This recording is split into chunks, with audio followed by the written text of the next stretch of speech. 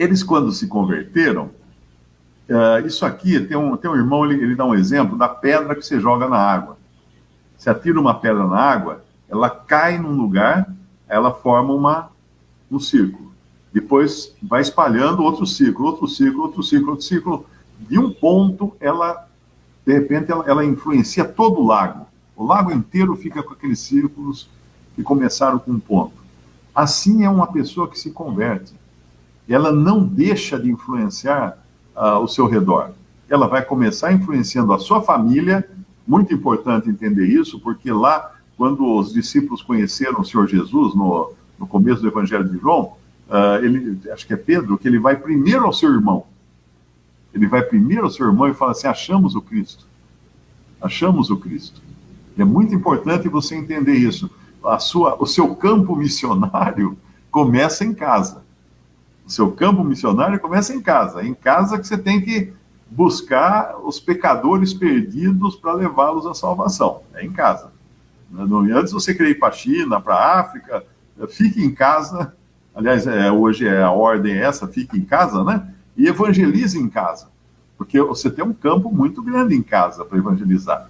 Aí a palavra soou não somente na Macedônia e Acaia, mas também em todos os lugares. E agora aqui acontece uma coisa, no versículo 9, né? Eu vou tomar licença até para, afinal de contas, eu trabalho com isso, né? Para falar um pouco de vendas. Quando você vende um processo de venda B2B, né? Para venda empresarial, você vai vender uma máquina, um torno, um computador para uma empresa. A primeira pessoa a quem você quer convencer é a pessoa responsável por esse tipo de coisa dentro da empresa. E se você conseguir convencê-lo, você pode botar as mãos no bolso, porque agora você tem um vendedor vendendo por você.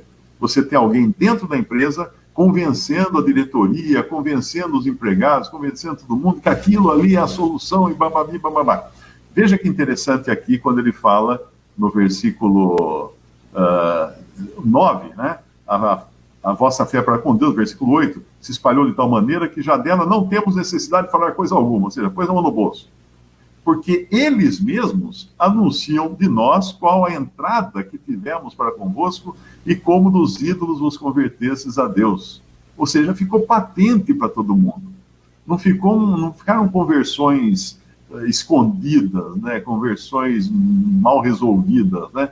Aí, depois de convertido, qual as duas coisas principais que eles vão fazer? Primeiro, servir o Deus vivo e verdadeiro. E segundo, esperar dos céus a seu Filho. É só isso. Só isso. Servir ao Deus vivo e verdadeiro, esperar dos céus a seu Filho. Se você não serve ao Deus vivo e verdadeiro, e quando eu falo serve, lembre-se, eu não estou mandando você para a China nem para a África.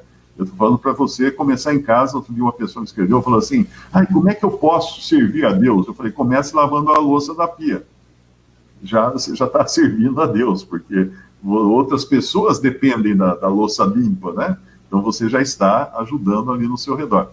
Então, começa em casa o serviço a Deus, começa com os filhos, lê a Bíblia com os filhos. O Márcio acho que falou disso, da campanha do Márcio. Leia sua Bíblia com as crianças. Tem até um cartaz, acho que ele fez aí, uma arte que ele colocou para ler com as crianças a Bíblia. Então comece por aí, a sua missão está aí. Ler com os filhos. E depois, essa outra é constante. Esperar dos céus a seu Filho, a quem ressuscitou dentre os mortos, Jesus que nos livra da ira futura. Eu pergunto: você está esperando? O que você está esperando? Está esperando o mundo melhorar? Está esperando as eleições para entrar o seu candidato? E agora vamos ser felizes? Agora vai ficar tudo certo? Querido, querida, você deve estar esperando desde Adão. Quando Adão deu errado lá a coisa, você começou a esperar lá, então, porque nunca deu certo nada e vai continuar e vai piorar. Quer uma boa notícia? As coisas vão piorar antes de melhorarem, porque aí nós vamos subir para o céu, e aí vai piorar muito mais, como nunca piorou tanto na face da Terra, nem quando veio o dilúvio. Se você acha que o dilúvio foi uma coisa terrível, que matou a população da Terra, exceto as pessoas que estavam na arca, com Noé, a família de Noé, tem algo, uma tribulação tal que nunca houve na terra e nem haverá. É o que vem depois que a igreja for arrebatada para os céus. Então, não queira achar que o Titanic tem conserto. Não comece a achar que se você pintar de outra cor, ele não afunda. Ele já está afundando e está quase só com um pedaço pontinha aparecendo em cima d'água. Mas o que o cristão espera? Melhorar isso aqui? De maneira nenhuma, só se for tolo. Espera Cristo. Espera Cristo.